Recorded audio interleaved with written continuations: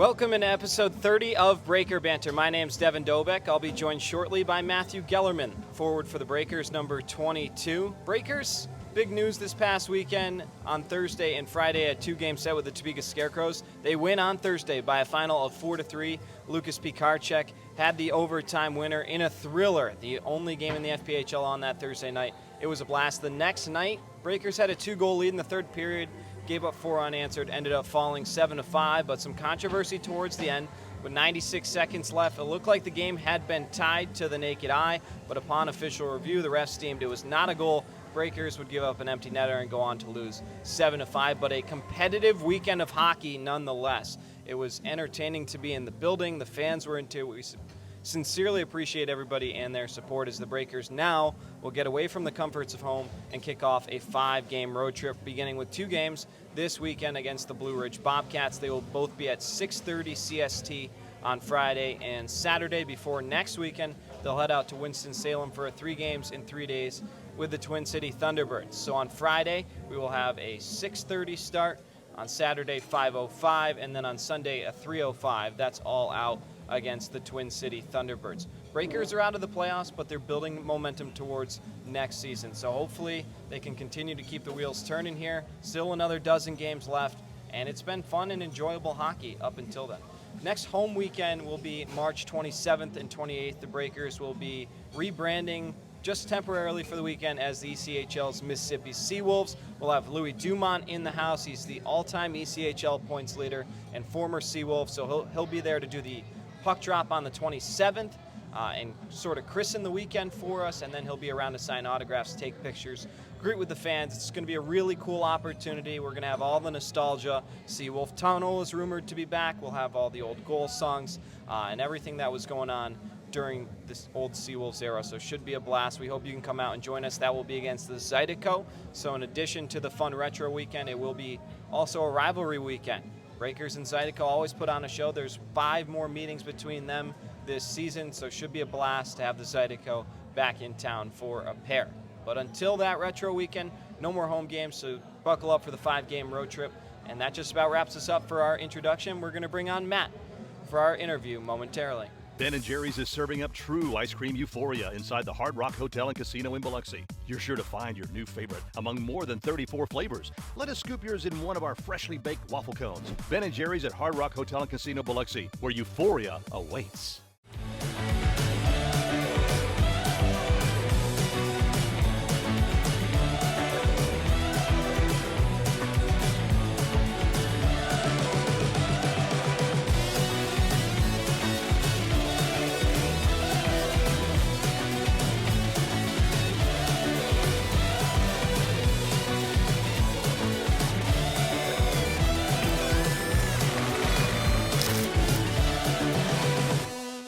Devin Dobek joined by Matthew Gellerman. Of course, we got off on the wrong foot. Your first goal, it said Max Gellerman. I didn't hear about the transaction until right before the game. So originally you were Max to me, but we figured out down the line that it's Matt Gellerman. Well, Matt, welcome to the show. Happy to have you with us. Thank you, Dev. I really appreciate it. And thank you for correcting the mistake pretty early on. So we can get back to a good start. Yeah. It was pretty awesome. You scored a go-ahead goal to make it 3-2, if I'm not mistaken, in your first game as a Breaker. So it was a pretty big goal. And unfortunately, sometimes I'm not perfect. I've learned that in this industry. But we got it ironed out. I paid my fine in court, and here we are for episode 30, a milestone episode. That's how we made it up to him. But Matt, I always like to start things at the root, so take us through your early hockey journey. Growing up in Inver Grove Heights, Minnesota, who were your early mentors and coaches? Yeah, so being from the state of Minnesota, the state of hockey, basically as soon as I started walking, my parents wanted to put me in skates, so I knew growing up I was going to be a hockey player. Had some early coaches in my youth days. My dad was one of them. And then I eventually moved over to South St. Paul Youth Association, which is the city right next to mine and where I ended up playing in high school, which we'll get to in a bit. But growing up, a lot of it was just parents of the teammates I had and kids I grew up playing with at school, either in the surrounding area or in my neighborhood as well. There was all hockey every time, all over the place, in either my city, surrounding cities, just in the entire state. So for me, I fell in love with the game pretty quickly, pretty early on, and had definitely had some good coaches. I guess it's hard not to fall in love with the game when everybody around you is just kind of pushing for it. Is there kind of a tangible feel that people are pushing for hockey in that state, like as opposed to other sports? Do you feel like there's an emphasis? I think for us, we were kind of born with it. From as early as I can remember, like my grandfather had played hockey. I know my dad, my uncles have played hockey. So at least for me and my family, it's been in our blood for generations. So. And especially being from the metro area of Minnesota, where it is really, really easy to be able to play hockey. And you can play outdoors anywhere. And there's every city, every town in the metro area has their own rink, has their own community, has their own youth association. So the support that the entire state gives to the great sport that we have, it feels I'm honored to be able to have grown up in it. But at the same time, it's also cool to know that there's other kids growing up now that will have that same chance. So that's incredible. And you mentioned your father, your grandfather playing. I guess out of people both that you've played with and your family members, has there been anyone who's played at a higher level? Of course, we're playing professionally here down in the FPHL, but did anyone rise up the ranks that you either played with or that came before you? In like my family, are you saying? Or yeah, just in your family, or maybe any of your teammates? Yeah, so in my family at least, I know my cousin, he was touted, he was a very, very good hockey player. He was born in 1984, I think, so he was a lot older. And he had ended up playing in the USHL for a couple of years. Wow. So he was a very high level prospect. Even in high school, he had Division I looks. He was potentially going to go to the NHL. He had sadly passed away from a car accident. Oh, jeez. It was kind of a tragic thing that happened.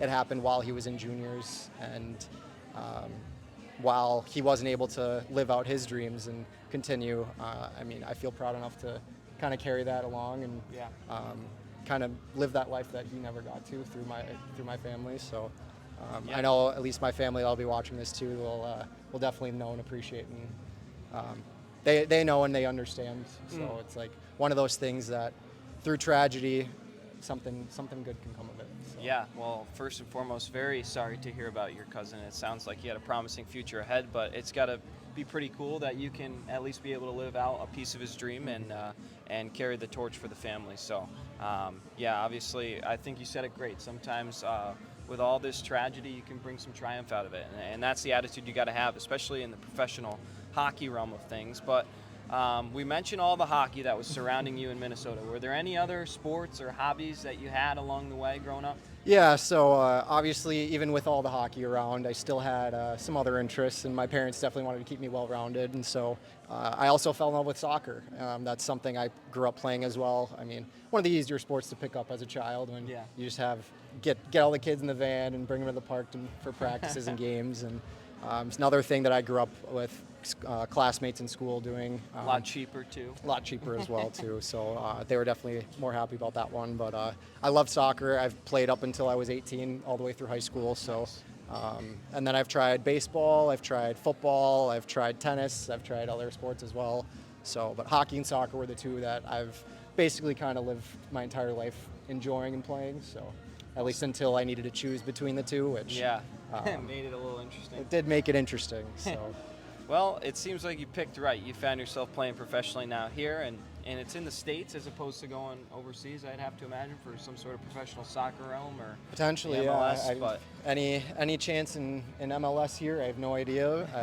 I know the quality isn't as touted as it is overseas, so I'm happy to be able to play a sport here and enjoy what I do here. So, do you have a favorite memory from your youth career playing hockey?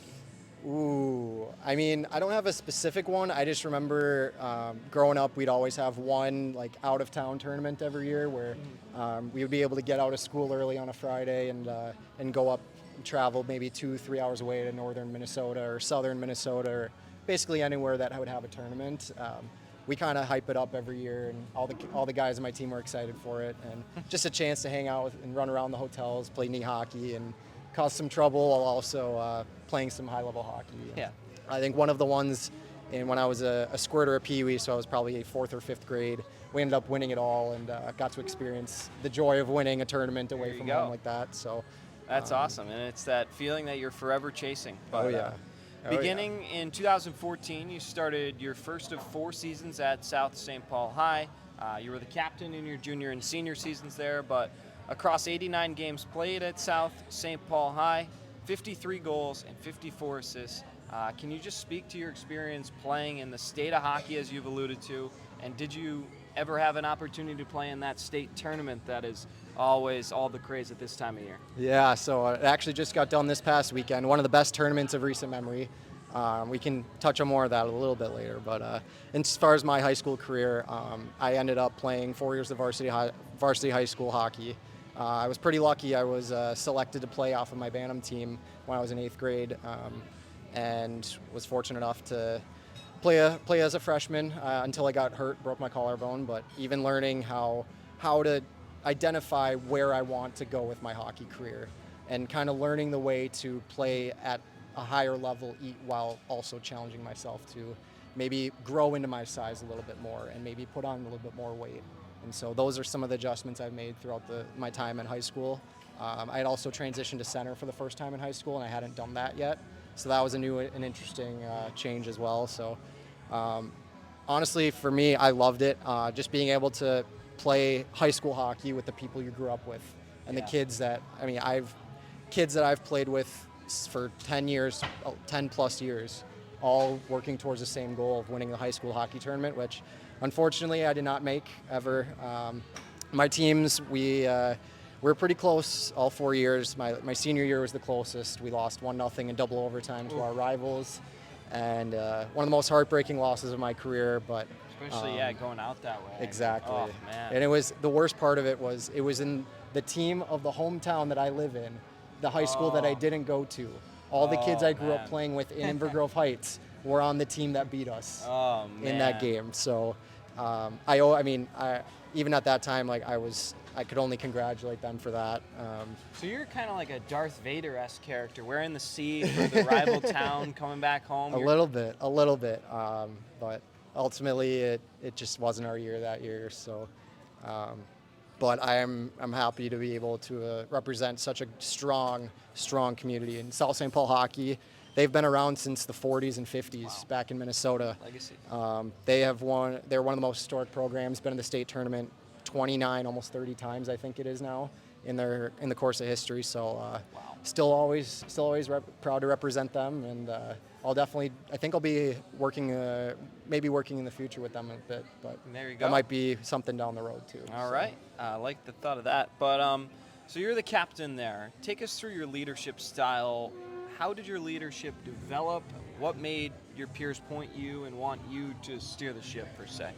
Yeah, I would definitely say I can be more of a vocal guy at times. I may not show it, and sometimes I might fumble some words, and not always the best. But I always try to lead by example is my way of leadership, and that's kind of something I recognized when things maybe weren't going right. I kind of just stuck with the plan, trusted the coaches, kind of utilized the resources I had around me to just stay focused on the goal, and whether or not I was as vocal as I could have been in the locker room, I definitely wanted to represent the team and represent the community with my actions more than just my words. So that was more of the style that I kind of shifted towards, and that's kind of carried me into who I am today a little bit too.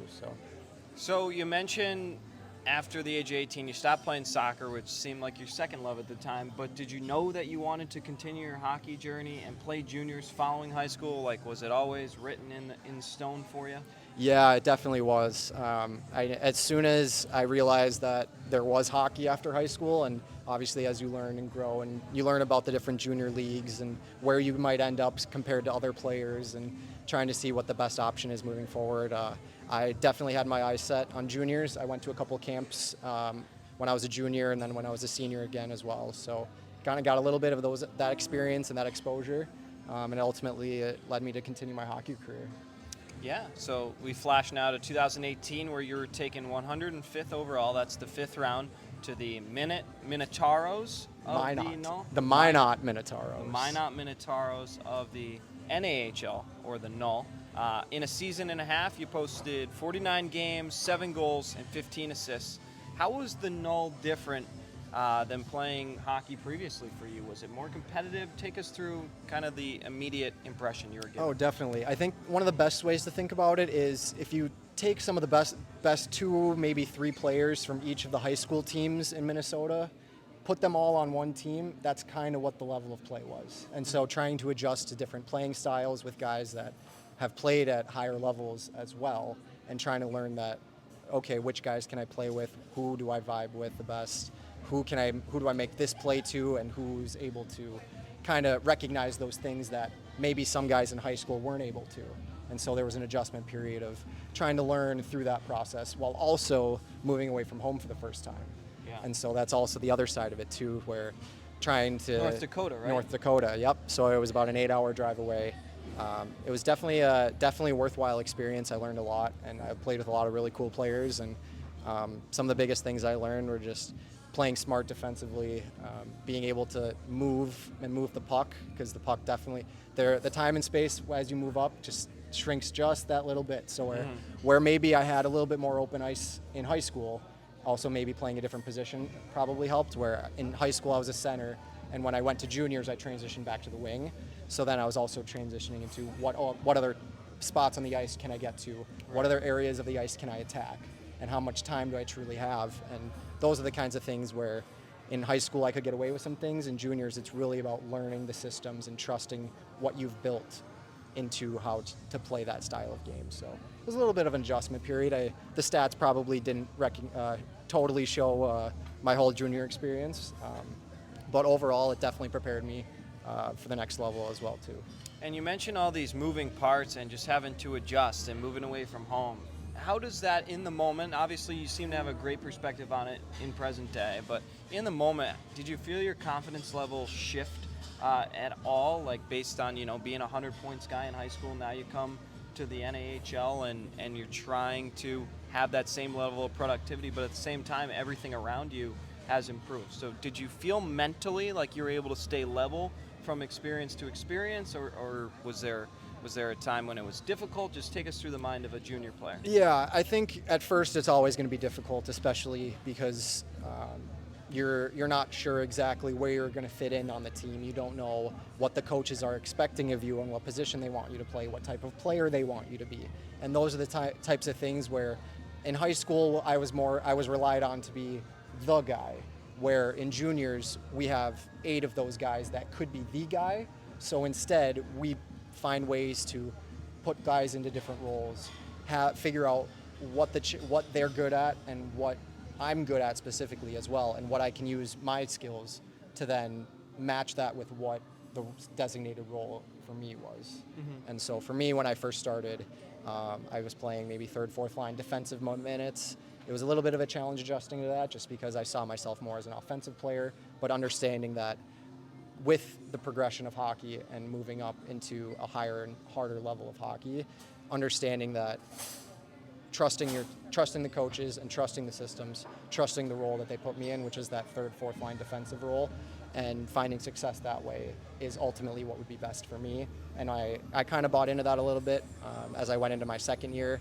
It was a little bit more difficult as that kind of led into a little bit of some mental health problems, some confidence issues. I didn't feel that Minot was the best place for me anymore, and I requested a trade. And ultimately it led me to a new opportunity to then be recruited for college. So yeah, and here's your homecoming, the Minnesota Magicians, also of the Null.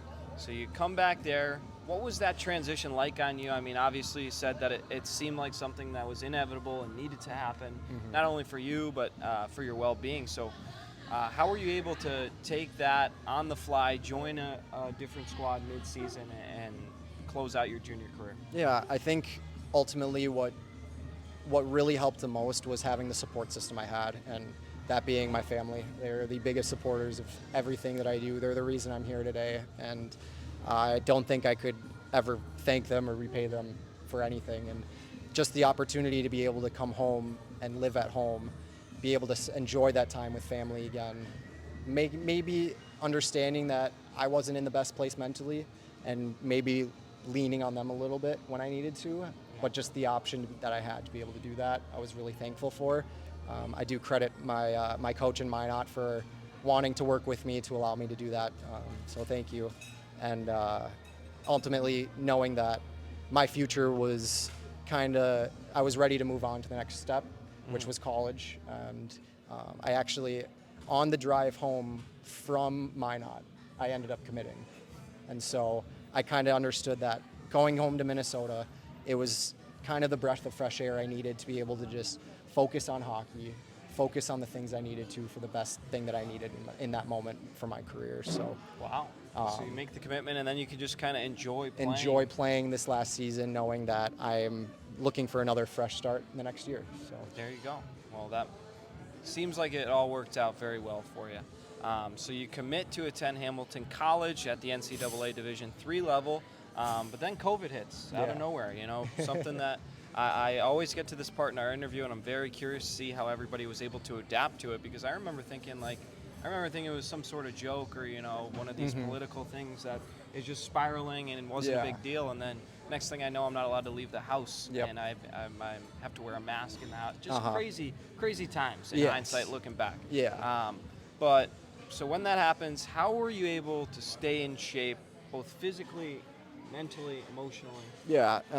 So at least during COVID, so when COVID had first hit, it was at the tail end of our junior seasons. So when that got canceled, ultimately we had no idea what the future was looking like. But for me, because I knew I was transitioning to college, that was the only thing I was focused on, was getting onto campus, figuring out what were the COVID requirements, if I needed a shot, if I needed this, if I needed that.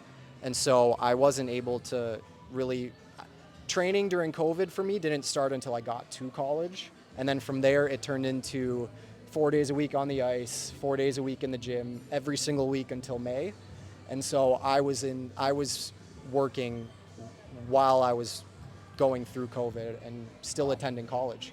What Hamilton College did is they basically secluded themselves as its own entity. We called it the Hamilton bubble, where everyone stayed on campus, everyone lived on campus, nobody could leave. I'm not going to say prison, because it would be the nicest prison of all time. But the idea is containment. A little bit of containment, because they recognize that any little crack, any little break could end what could be a very good semester still, and they wanted to stay open for us and allow us to continue our studies. And for us as student athletes and as hockey players, we were able to continue to get on the ice. They had ice for us on campus for the entirety of the year. Wow. They didn't take the ice out until May, when the semester was almost over. And so for the entire year, I was with the guys, a group of 30 guys in the gym every day, on the ice every day. And that's what really drove and what really pushed me into the start of my collegiate career that showed through the first season of real competition, where we played. So like freshman year, we played 0 games. Sophomore year, we still had some COVID complications, but they finally opened it up into a semi-regular season. We still had some guys throughout the season, might test a positive one day, might not be able to play for a week or two. We actually had a couple of games postponed due to other teams having COVID issues, our team having COVID issues. But overall, just knowing that we were able to stay in shape, stay together as a team, and continue to work throughout COVID, and kind of leading us into the back half and finally out of COVID, where we had some success early on. Wow. So yeah, I think Hamilton, it seems like they did everything they could to keep you guys going in shape and giving you hope for the future, and what Definitely, nobody knew sure. was going to be going on at that time. Yeah. But it seems like they handled it better than most with how they went about things. But so you begin at Hamilton, and in your time there, you logged 52 games, 14 goals, 10 assists, before you wrap up at the NCAA 3 level in 2024. How was the coaching and development at now the collegiate level different for you comparatively to your high school, junior, and youth career all the way? Because you're pretty homegrown talent up until that point. Then you go to juniors, and now you find yourself at the collegiate level. Where was the coaching? Where would you rank it, or how was it different? Yeah, well, what I will say is two-time NESCAC Coach of the Year, Rob Haberbush, over the last 2 years.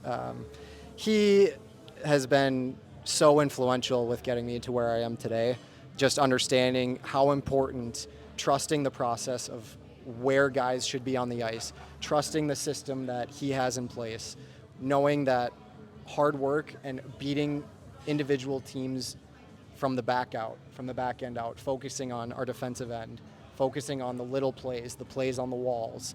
That was one of the biggest things I remember my coach saying. Win the ball battles, win the blue line battles, and then win the 50-50 puck. So he wouldn't care more about the game. He would care about the games within the games, the little things. And those are the types of details that helped me become successful in college and then ultimately get to the professional level here now.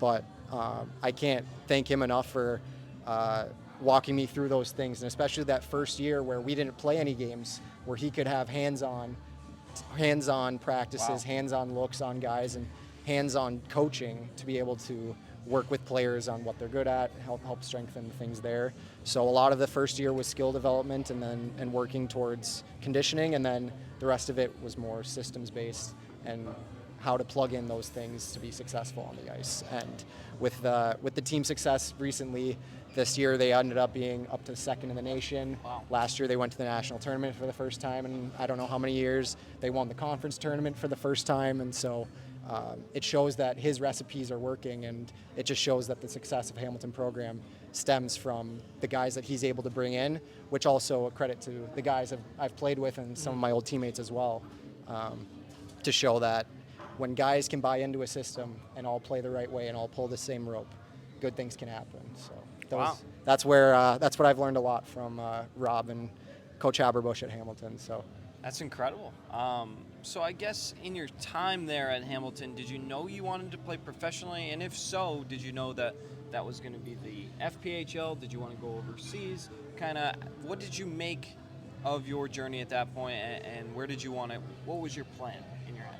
So, given my off the ice history of the last couple years at school, my senior season, I only played half the games. I was dealing with major mental health problems. I'm very open with talking about it. It's something that has impacted me and a lot of people in my life very closely and very personally, but I've worked through a lot through that, and even with all of that going on, I was still able to push through and kind of use hockey as my way to get through that. But I didn't truly know what was in store for me after my senior season. I thought I was done, honestly. I thought my career was going to be over. I didn't have any phone calls. Was not in my deck of cards at that time. Yeah. It wasn't in my hand. I didn't know exactly what I wanted to do, given that I was on the tail end of a very, very bad mental health spout where I ended up having to go back to finish school because I had to drop classes due to it. And so the last few years, and especially that last senior year, I was more worried about getting myself and putting myself in the best possible place just for my own sanity at the time and understanding what I needed to do for myself. And I didn't think hockey was that for me. I thought my career was over until I got a phone call randomly in the summer from a team in the SPHL. And I had no idea I had no clue how to get connected. I had no idea what that was going to look like.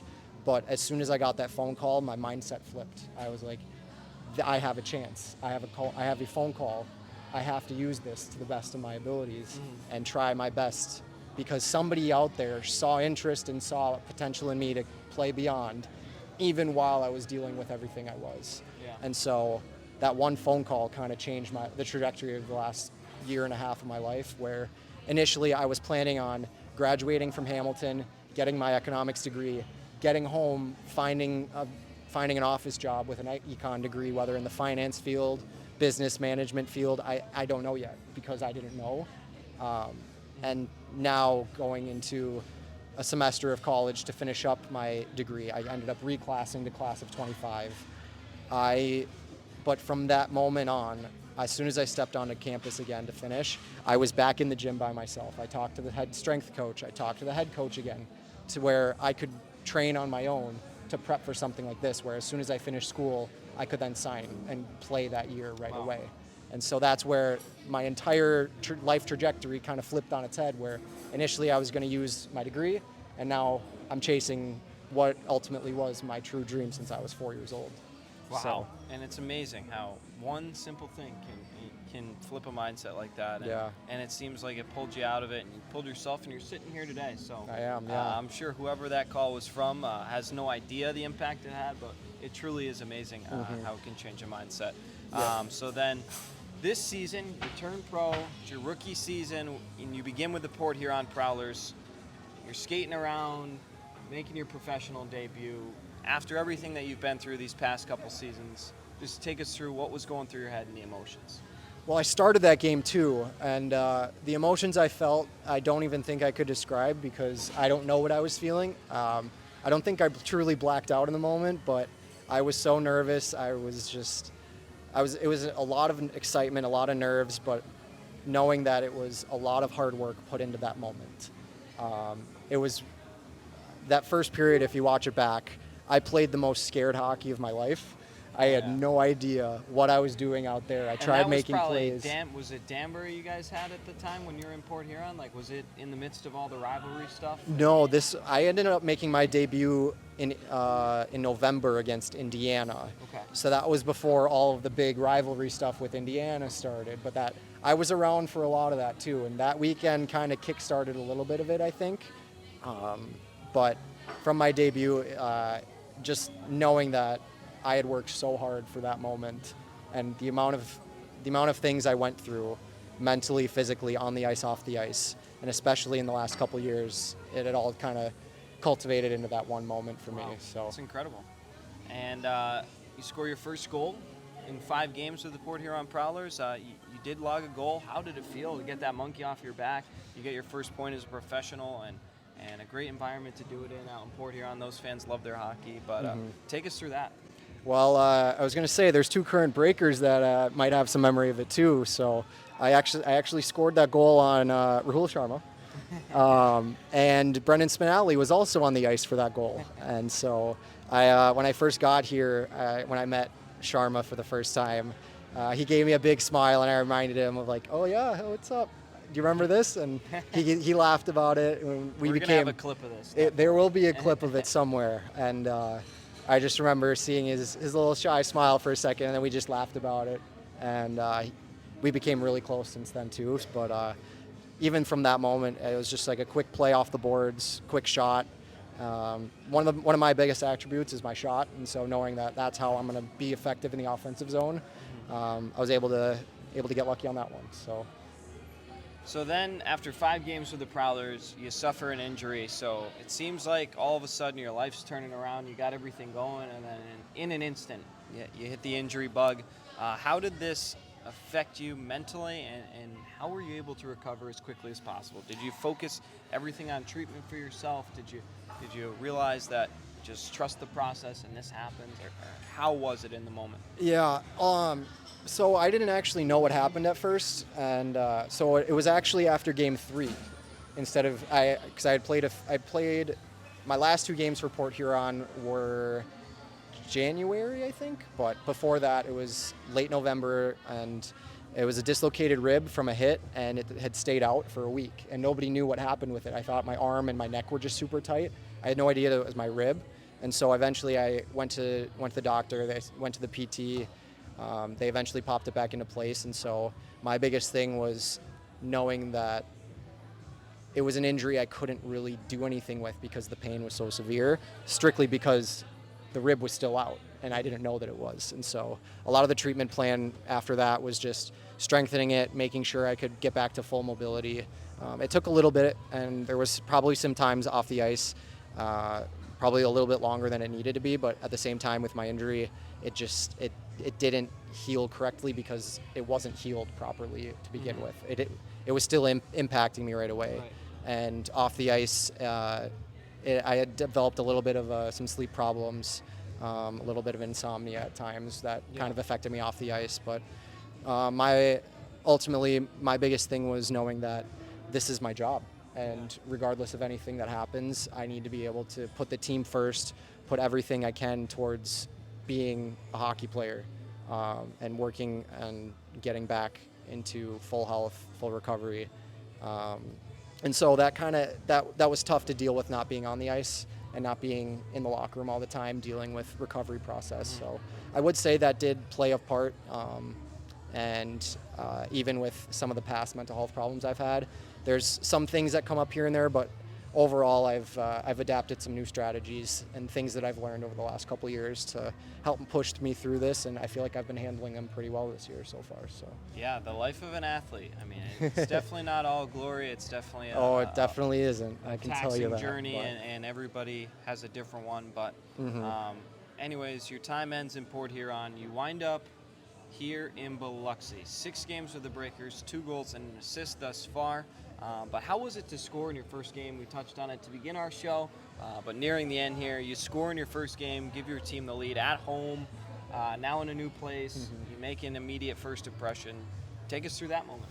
One of the coolest moments of my life, just knowing what that goal was, the way I had scored it, the work I put in to get to that point. I know my first pro goal may not have been as flashy. This one was flashy, and those are the ones you'll remember forever. Speaking of not flashy, how about your second goal? We'll get into that. Well, my most recent one, probably one of the best goals I've scored in my career. I played a little pinball with Gordon Whalen, and I know I played in juniors with Gordon, so I know him a little bit from before. So banked it right off his skate plate. I guess banks are still open on Thursday nights. So, in that first moment, I was just so excited just to be welcomed into the Breaker Nation. I've since the first moment I got here, I was so excited to get down here and just be around the guys, meet the new team, kind of get a feel for it all. And I didn't really have many nerves, honestly, in that first game here. Obviously, being the biggest arena in the league was a little intimidating at first, just looking up and seeing, oh wait, this is my new home. Yeah. And so I kind of was like, my biggest thing was making it feel like home. And that moment was there might be no better way to make a place feel like home. So it was a great pass from Donnie. I felt like that line that I played with that weekend, it was me, Ross, and Donnie. We really clicked, and we found a way to get some speed up ice, and I think that we played to our strengths there. And just being able to experience that moment in front of the Breaker fans and have my first impression be that, I think is it's a good way to start, and I think it's only going to get better. So, the introduction of Max, or Matt, yes, as Max, more familiarly known now. But you mentioned a couple of your line mates there, but how have the relationships been with the rest of your teammates and coaching staff? Yeah, so far it's been great. I know it's only been a few weeks, and we've had a lot of new faces coming in and out, and I know I'm no longer one of the new faces, if you might think about it like that, because we've got Chewin and Blacksmith from Columbus. I know we picked up a defenseman from Twin Cities, Igor Ramanow. He's another new face. We got a couple college guys, Al Rody, and Peyton Jones. So it's a lot of there's another one, Zach Pamelayan, another new face. And so just knowing that we're all there to find our own ways together through this, and knowing that we're all new faces sticking together through this moment, and also kind of piggybacking off of some of the guys that have been here before, like Lucas Pikarczyk and like Trey Fisher and like Declan Flanagan, for instance. When I first moved in, I moved into their living room, and was able to enjoy some time with them and get to know them a little bit, and then moving apartments into a bigger space where I can have a little bit more of my own personal time. It's always nice. But even just getting to know them and the rest of the guys, I know I mentioned Sharma too, but top to bottom, I think overall we have a really good group of guys, and I've had a great time getting to know them and spending time with all of them. So, and same thing goes for the coaching staff. I know I didn't know Penner before this. I was able to meet him when I first got here. We've cracked some jokes here and there, and it seems like he's got my style of humor too, so I kind of appreciate that a little bit. But and Brett's great. Just talking with him in the gym, and then in the locker room and stuff too. So far, it's been a great start, and definitely enjoyed getting to know everyone, and you as well, Dev. It's been great getting to know you as well too. So. It's great to be here. It's great to see all the faces that have come and gone, and create relationships is something that I'm very fortunate to be able to do in single A hockey. So it's been a blast, and then calling the games. The guys keep me honest. They do. They let me know when there's something that they'd like me to address a little differently, but. Like my name. Yeah, like his name. But it's been a fun ride, and with a dozen games left to go, still more to come. But you were injured last Friday night. Left the game, limped off the ice. Didn't look good, but it's nice to see you walking on your own two legs here tonight. Is there anything we should be concerned about, or is there a timeline? Are you good to go for this weekend? I should be good to go. I think I dodged a major injury and a major scare. It was my first knee problem and something that I had no idea what happened initially. I just felt it move. I felt it pop when I started. Well, if you go back on the clip, it just seems like I was trying to take a stride, and you can kind of see my leg shift for a second, and I didn't know exactly what happened. Like I said, it's my first knee problem. Didn't know if it was a tear, but after icing it, after letting it rest for the night, I woke up on Saturday morning, was able to move it around a little bit, and it felt pretty good, honestly. And so I got it looked at this past week so far. The doctor basically cleared it. Should be good to go. Fantastic. What do you like to do when you're not in the ice here in Biloxi? It's amazing. We're in the middle of March now, but I know. It's 75 degrees. I was out on the golf course yesterday, but I mean, we're not doing this back in Massachusetts or Minnesota. Oh, not at all. So what's that like? Well, I'm still trying to learn and figure out what to do because I've never been able to do stuff like this before in my life. The places I've lived in my life are Minnesota, North Dakota, Michigan, and New York. Yeah, so and all cold. All of them border Canada, so all of them are cold. And honestly, I'm still trying to figure that out. I do like to golf. I just haven't been able to yet. I do sometimes enjoy some alone time inside, maybe play some video games, especially with my brothers as well. So nice. Good to stay in touch that way as well. Yeah, but also I like playing I know we got pickleball, we've got a pool areas. Those are always good for the guys to enjoy. But also going to the beaches and enjoying and seeing those sites as well. Oh, yeah. So a lot of things I'm still trying to learn through the process of, but ultimately I am here for hockey, and that's the most important thing for me. So that's where that is. So wrapping up here, a couple more questions. So the team has been mathematically eliminated from the postseason, but what's the focus for the rest of the season for this group of guys? Yeah, for us, I think the biggest thing is to continue to grow together and build something that we know we can walk into next year and pick up right from the jump, where we're not going to lose a beat. We can step right into games right away, start winning games, start putting pressure on the rest of the teams in the league to say, oh, Biloxi is playing some good hockey. They figured it out at the end of last year. We need to match that somehow. If we can figure out how to get that fine-tuned before the end of the season, we'll have the same group of guys coming back, and we could be a force to reckon with. We just got to find those ways to win those games. And there's been flashes. It's just those bursts that it feels like. Exactly. Those bursts of goals or the defensive breakdowns, or sometimes it's one bad period, but this team is on the verge. We are, and I saw that right away from my first game too, and I know being a part of that as well, like I know I have more of that pressure on my shoulders too to continue to provide and continue to play the best I can play. But at the same time, knowing that we have a group now that we can see ourselves competing next year. It's just finding those details, fine-tuning the chemistry on the ice, coming together off the ice and enjoying the time we have left this year, but also knowing that we have something bigger and better planned moving forward. So. And then finally, where I like to leave it with everybody is your message to the fans. Anything you like to say to the fans, feel free to shout out your family and friends who may have tuned in. The floor is yours to close out the interview. So I know my family and friends are watching at home, so good to see you, and hopefully I didn't embarrass you too much. But to the Breaker fans and Breaker Nation, thank you for welcoming me in with open arms. I've loved it here since day one. I'll continue to love it here as long as I'm here. And thank you. Everyone, even the ones here, everyone here, everyone in the stands for the Friday, Saturday nights. We can't do it without you, and I know it's the way it goes. So we appreciate you, I appreciate you, and we're looking up for a good end of the year and moving forward. So stay positive, Breaker Nation. That's Matthew Gellerman. My name's Devin Dobek. I'll be back to wrap up a tremendous episode number 30 right here on Breaker Banter. Fly in for a daiquiri that scores every time. Mile High Daiquiris is an aviation-themed daiquiri shop and the official daiquiri of the Biloxi Breakers. Open 7 days a week and offering 15 refreshing flavors, Jello shots, beer, and even a non-alcoholic daiquiri. They supply mobile daiquiris for weddings, birthday parties, and events. Only 4.6 miles west of the Mississippi Coast Coliseum. Grab your crew and come try the best daiquiris on the Gulf Coast where flavor takes flight. Become a frequent flyer at 1107 Cowan Road, Suite B, Gulfport.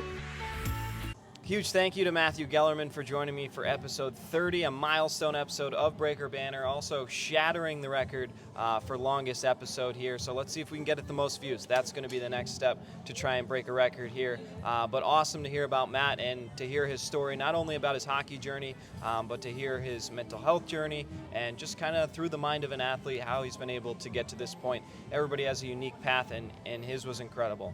Again, 5-game road trip for the Breakers kicks off this Friday and Saturday in Wytheville, Virginia, as they take on the Blue Ridge Bobcats. 6:30 puck drop for both those games. You can join me at Biloxi Breakers FPHL on YouTube for coverage of both. After that, they'll be in Carolina for 3. And then following that, March 27th and 28th, they'll return home and rebrand as the Mississippi Seawolves. Louis Dumont will be in the house for the puck drop on Friday, signing autographs, taking pictures, and greeting with all the fans. It's going to be an awesome opportunity. He's the all-time ECHL points leader and loves this place like no other. So we're hoping that we can send Louis, or at least welcome him back in a loud way. We're hoping to pack it. We want it to be some of our biggest crowds. It's a rivalry weekend with the Baton Rouge Zydeco. Both puck drops will be at 7 o'clock, but a really cool opportunity with all the nostalgia for the Seawolves coming back. We're looking forward to it, and we hope you can join us too. You can get your tickets at the Coast Coliseum box office Monday through Friday from 9 to 5 or on the day of the game, but we suggest arriving early if you do that. That just about wraps us up for everything here on episode 30 of Breaker Banter. One last time, a huge thank you to Matt for joining me on the panel here, and I'll see you next week as we get into our 4th decade of episodes here on Breaker Banter. My name's Devin Dobek, and we'll see you next time at the Hard Rock Cafe in Biloxi.